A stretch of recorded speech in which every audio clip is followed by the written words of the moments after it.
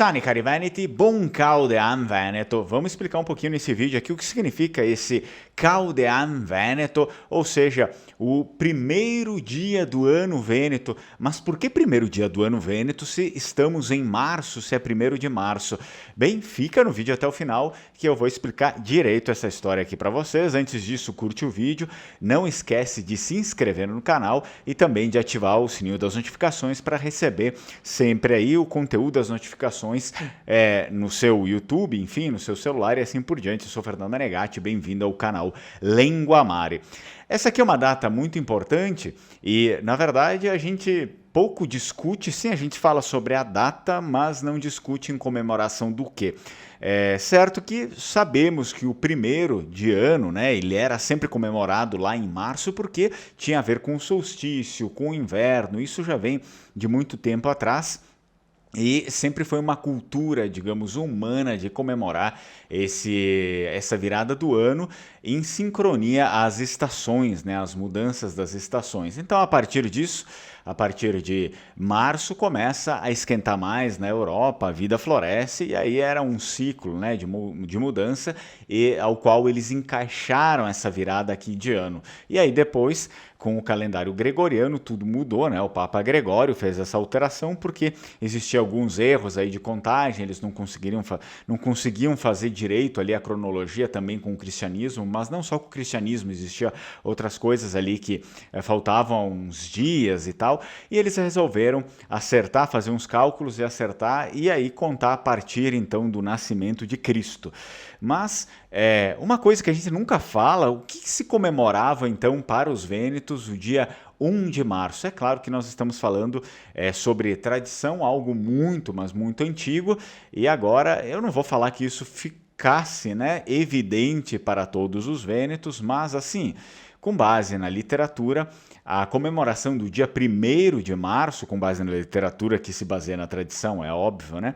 No dia 1º de março se comemorava a chegada de Antenor, o troiano, né? O troiano Antenor, lá liderando os vênetos que participaram da Guerra de Troia. Então, no local que hoje conhecemos como a região do Vêneto, mas especificamente lá naquele local onde hoje se encontra Pádua. Isso mesmo, em português, né? Pádua.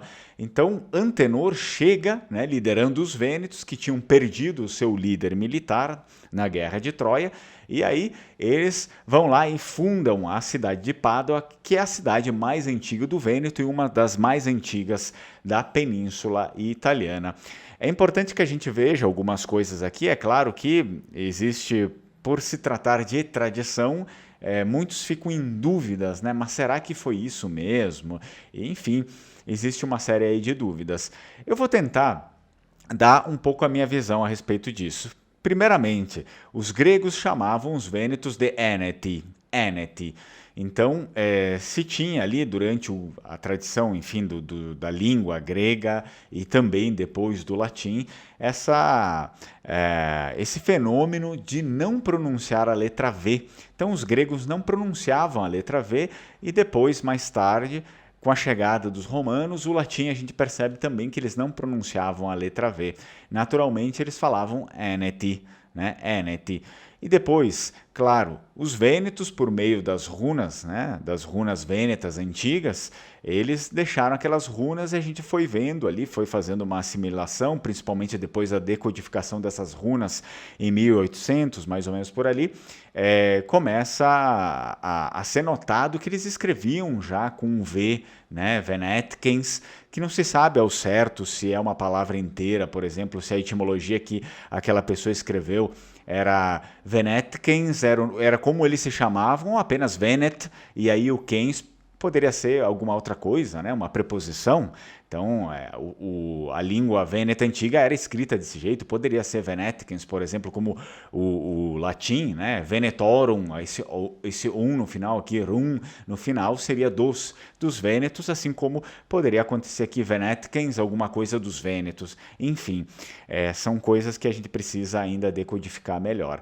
Mas o que eu quero dizer é que os vênetos pronunciavam a letra V, né, enquanto os gregos e os romanos não a pronunciavam. Tudo leva a crer que os vênetos pronunciassem essa letra V. É por isso que saiu esse nome aqui na antiguidade, né, como Eneti, pelos registros dos gregos e depois também com o registro dos romanos. Mas os vênetos em si sempre falaram Veneti pelo jeito, né, porque foi aquilo que ficou para nós até hoje, nos escritos mais antigos também. Esse nome Eneti é o nome o qual os gregos designaram a população, e olha, isso daqui a gente encontra, né, na literatura de referência, que diz que esse daqui os gregos designaram a população ilíria dos vênetos. Então, lá na própria... no próprio poema, né, de Homero, eles designam aqui os vênetos como uma população ilíria, que é aquilo que uma abordagem que a gente já fez aqui no canal também, talvez, né, fazendo essa suposição, será que os vênetos não pertenciam, né, aos ilírios, né, essa confederação dos ilírios? Mas claro, a gente deve entender que os vênetos eram uma etnia própria, mas pode ser que talvez eles pertenciam a essa confederação que os gregos então acharam por bem chamá-los de ilírios, né? Tudo que não era, que estava ali próximo deles, ou que não era pertencente a eles, eles acabavam fazendo um conglomerado, um grupo, o grupo dos ilírios. Eles davam esse conceito. Não quer dizer que todos os ilírios pertencessem, fossem a mesma coisa, né? Mas provavelmente existiam tribos diferentes ali, mas que estavam dentro desse grupo dos ilírios. Claro, óbvio, acredito que se fosse assim, se assim fosse, se realmente for assim, certamente os vênetos tinham muito a ver então com as outras tribos ilírias também, tanto no lado cultural como étnico, tá bom? Se assim for. A identidade do nome do povo, né, dos vênetos, estabelecida na tradição é aquilo que a gente conta, né? História vai, vem, passa séculos e séculos e continua aquela mesma tradição. Então, estabelecida na tradição está na origem da lenda, segundo a qual o troiano Antenor conduziu os vênetos, ou os énetos, né, para a região que hoje chamamos de Vêneto. Portanto, a região ganha o nome do povo, né? O Antenor, só para dar assim, uma pincelada, aí você, para saber melhor, tem que, eu aconselho, leia lá, né, a Ilíada e assim por diante, enfim, mas leia com tempo. O Antenor, herói troiano, era o herói de Troia, marido de Teano, ela era sacerdotisa, e aí o Antenor, ele era sacerdote, foi sacerdote inclusive de muitos heróis aí que caíram sob as muralhas de Troia. É bom que a gente cite também que o Antenor, ele era um sábio, na verdade, né? Um sábio conselheiro dos troianos, e ele acompanha um personagem muito importante da trama, que é o Príamo, na conclusão do pacto antes do duelo entre Paris e Menelau. E então aí, violando, insiste nos troianos para o retorno de Helena. Então ele teria assim hospedado o Menelau, o Antenor teria hospedado o Menelau e Ulisses quando esses vieram pedir a restituição pacífica de Helena, e por isso, e por justiça e imparcialidade, ele e toda a sua família foram poupados do massacre final, né, o Antenor. Desta lenda aqui surgiu outra, mas é uma lenda mais nova, digamos assim, uma lenda posterior. Não foi criada hoje, foi criada, enfim, no mundo antigo ainda. Mas desta lenda surgiu outra que ela diz assim, que o Antenor foi um traidor aí dos seus concidadãos. Porém, como ela surge depois, então eu prefiro ficar com aquela que veio antes, né? Que não foi nada disso, não foi uma traição, né? Ele foi poupado porque, querendo ou não, ele fez uma boa ação ali. Então, depois da Guerra de Troia, a tradição mais conhecida que nós temos até hoje nos clássicos, posteriormente, né, aceita, é de que Antenor chegou pela Trácia e pela Ilíria com os vênetos lá na região que hoje nós chamamos de Vêneto, né? Ali tanto ele quanto os vênetos expulsaram um povo chamado os Eugânios, e então assim eles fundaram Pádua, né? Esse aqui é um povo que não se sabe o que aconteceu, enfim, teve teve o seu final aí na história. Bem, agora retomando essa questão aqui, será que é verdade, não é verdade? Muitas pessoas tendem a duvidar por conta quando a gente diz a segunda tradição. Pois bem, a gente pode também atribuir a veracidade quando falamos segundo a tradição, porque basicamente muito do que nos sobrou da tradição aqui do Ocidente, assim, eu cito Ocidente porque são as nossas coisas, né? Mas isso provavelmente aconteceu também, enfim, na Ásia, Oriente Médio e tal. Mas muito do que sobrou para nós e que até então a gente falava segundo a tradição, por exemplo, nós conseguimos ver aí que foi comprovado, querendo ou não. E aí o melhor que a gente tem aqui são os estudos voltados, por exemplo, para o lado religioso, né? Porque a gente consegue ver aí que existe muitas evidências da tradição católica, por exemplo, cristã, que elas se confirmaram no Ocidente. E por que eu cito a tradição cristã? Porque nós temos aí muitos sepulcros cristãos que, segundo a tradição, estavam enterradas certas pessoas ali. E eles foram, para bem da verdade, investigados à revelia. E eu trouxe aqui um caso que, né, segundo a tradição, o apóstolo Pedro, ele estava enterrado embaixo da Basílica Vaticana, né, na Basílica do Vaticano.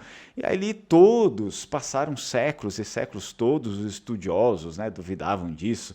As pessoas, a academia duvidava, escreviam ali diversos artigos contra isso, dando provas cabais e tal, não, isso, aquilo. E então, um belo dia, o Papa Pio XII se cansou disso, né?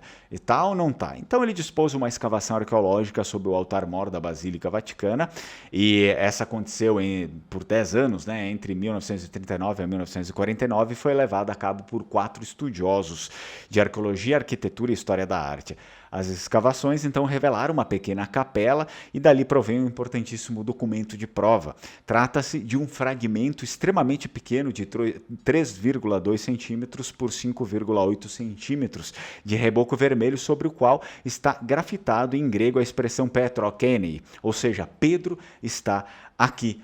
Aí era uma caixa, né? Os ossos de Pedro encontravam-se ali nessa caixa extraída daquele mesmo local durante as escavações dos cientistas, e então ela foi guardada nas dependências das grutas vaticanas. É claro que eles fizeram uma série de experimentos e testes, tentaram fazer uma sincronia ali com o tempo, e era realmente no mesmo período em que Pedro viveu, e os ossos estavam fragmentados de modo que fechava ali com a morte que ele teve, que foi crucificado de cabeça para baixo. Tem uma série, né? A documentação explica uma série de coisas, enfim.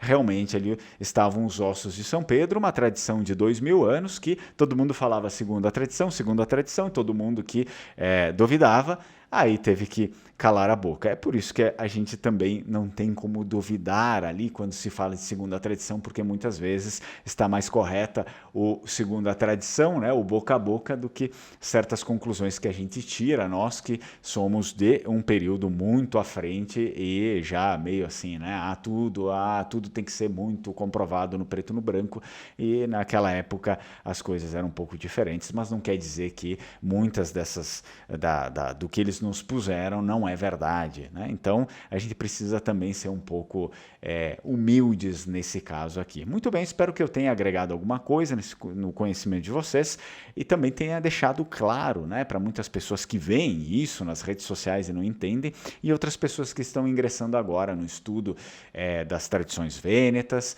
É importante. E claro que também deixo aí para você, se você se interessa, né, pelas tradições vênetas, compra aí o livro do Evangelho de São Marcos, que foi o livro que eu traduzi agora, né, do português para o vêneto. O livro é bilíngue, está escrito em português e está escrito em vêneto também. Eu aconselho que você compre esse material, porque é a primeira tradução para a língua vêneta que existe aí na história. Foi feita por mim.